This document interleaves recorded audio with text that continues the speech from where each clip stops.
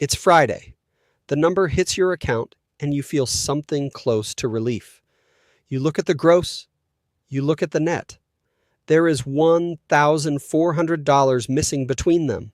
Federal withholding, state tax, Social Security, Medicare. You chose none of this. You earn $72,000 a year. You take home $51,000. The rest was already gone.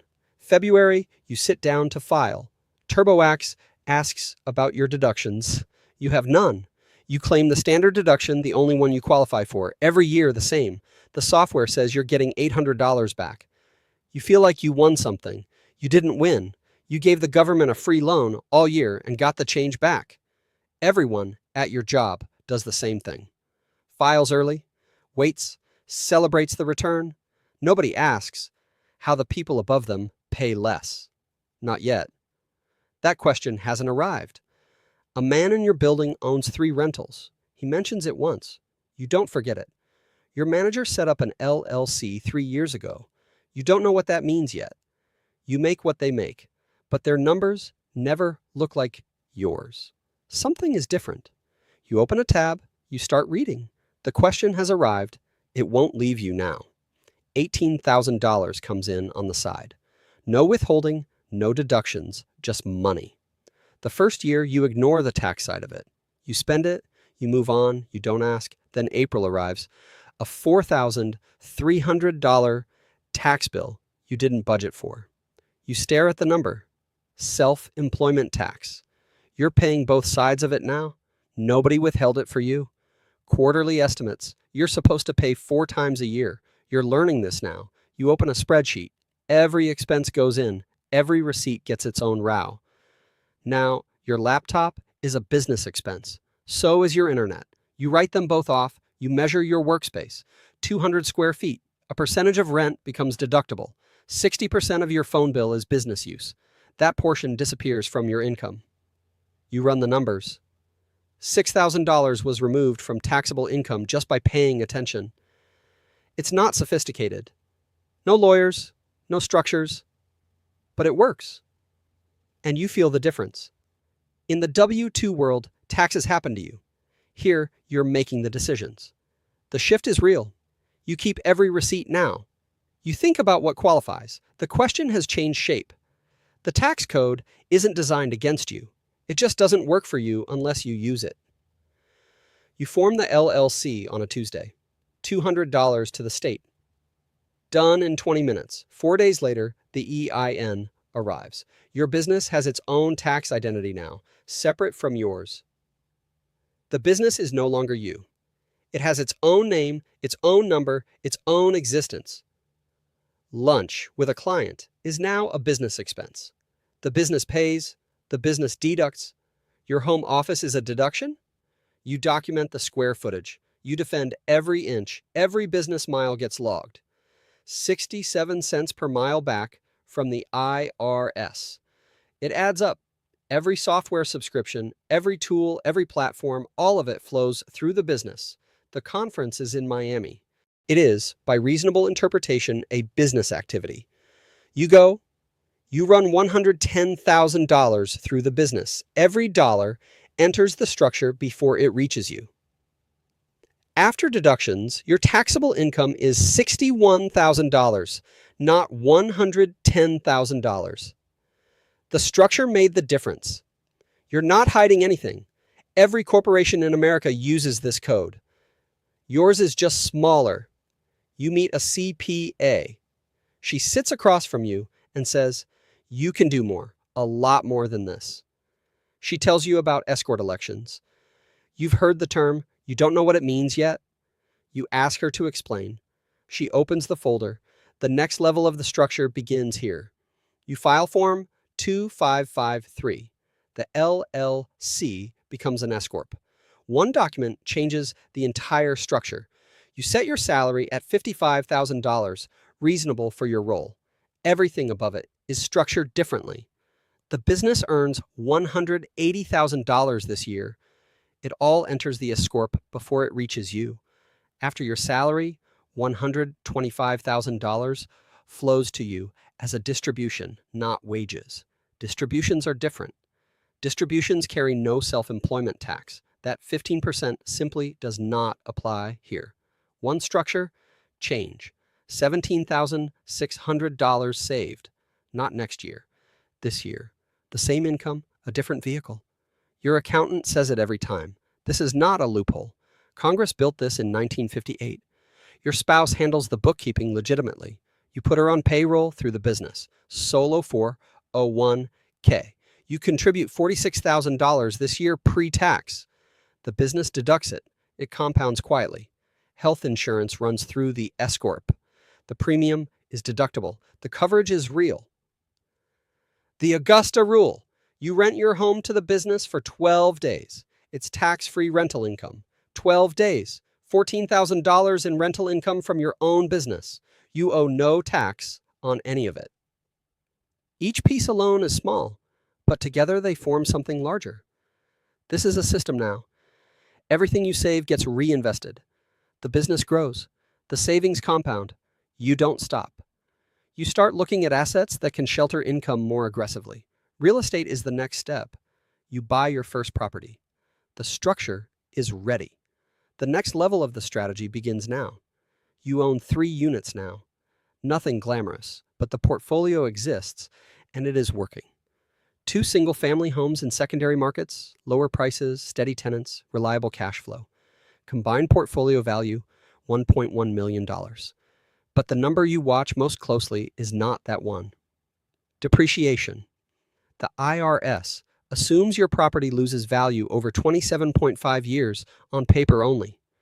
That gives you $40,000 per year in paper losses applied directly against your ordinary income. The property's cash flow every month, but on paper, you're running at a loss. Both things are true. You commission a cost segregation study on the multi-F family. An engineer itemizes everything inside it. Land improvements, appliances, flooring, fixtures. Each component gets its own depreciation life.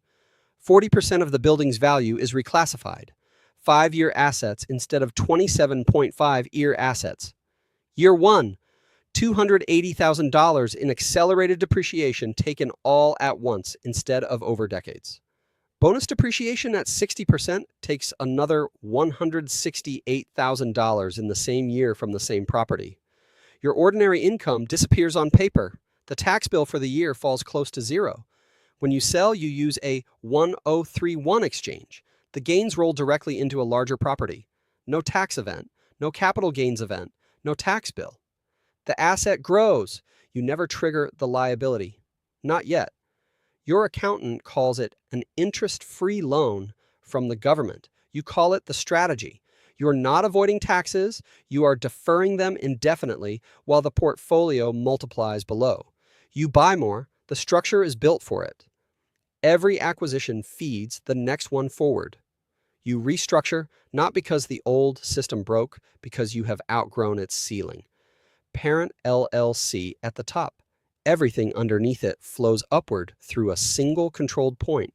Each business activity lives in its own entity. Liability stays contained. Nothing bleeds across. Real estate holdings sit in a separate series LLC. Each property is isolated from the others inside it. Intellectual property lives in a different jurisdiction. The royalties flow back under a licensing agreement. A management company sits above the operating entities. It charges them fees. Those fees are deductible. This is not complexity for its own sake. Every layer serves a function. You know what each one does. You hire a tax attorney. He sits alongside your CPA. You are no longer doing your own planning. They speak to each other twice a month. You review the output, you approve, or you don't. The qualified business income deduction takes 20% off your pass through income off the top. You structured carefully enough to maximize it. Every entity qualifies. None of it was accidental. You open a donor-advised fund. The deduction is immediate. Where the money goes, you decide later. Your effective federal tax rate is 11% on income that would otherwise be taxed at 37%. People you know pay 37%. Same income, no structure. You say nothing about it. The gap between them and you is not talent. It is not luck. It is architecture, purely that you start thinking about what the entity level cannot do, what only a trust can do, what lasts. The meeting is in a downtown law office, high floor. Nobody in this room is inexpensive. 2 attorneys, your CPA, your wealth manager. This is what planning at this level requires. You establish an intentionally defective grantor trust. It is precise, legal, and widely used. You transfer $4.2 million into the trust. Portfolio holdings, a business stake, real estate, all of it. Those assets are now outside your taxable estate. The growth happens outside it, too, permanently.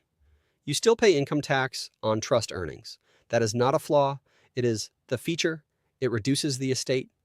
Every dollar of income tax you pay shrinks the estate further legally without triggering the gift tax. You fund a grantor retained annuity trust with the business interest about to appreciate significantly. You freeze the asset's value today. The IRS sets the rate. Everything above it moves to your heirs. You establish a dynasty trust in South Dakota. No expiry, no state income tax. It runs indefinitely. South Dakota has no rule against perpetuities. Assets compound there across generations without interruption. Your great-grandchildren will benefit from the decisions you are making today in this room. You stop thinking in tax years. The unit of measurement is now a decade, sometimes 2. You feel the distance from your W-2 days, from the $800 refund, from all of that. It is total. You don't resent the people still celebrating $800 refunds. You've just moved to a different system. They are in one financial system. You are in another. You didn't leave theirs. You built a second one. You operate in a different one. The rules are the same. The structure around them is not. There is no transaction today. There hasn't been a meaningful one in months. That is the point. Everything moves through structures built years ago. You designed the system. Now the system runs. The family limited partnership holds 28 assets. Combined value is $340 million. It is distributed quarterly. Each quarter, the partnership distributes to the holding company. The holding company allocates onward. The holding company has not paid meaningful federal income tax since its reorganization, not once. You have a family office, 12 people, investment team, tax team, legal team, concierge operation. They brief you twice a week. You ask questions. You approve or you don't. You rarely disapprove. The estate plan is updated every year. It is a living document. It reflects decisions not yet made. The family governance charter decides which assets pass where and on what timeline. It is precise. You no longer think of money as income. Money is an input to the system, not the goal of it. Your charitable foundation holds $80 million. It never spends down. The principal compounds forever. The foundation exists in perpetuity. So does your name. So does the architecture you built. When people ask about your tax rate, you say it's a complex question. It genuinely is. The number they imagine, a rate on something called income, doesn't map to how you operate. Now, you didn't cheat the system. You learned it. Then you pay people smarter than you to finish it. There is a cost. Privacy mostly.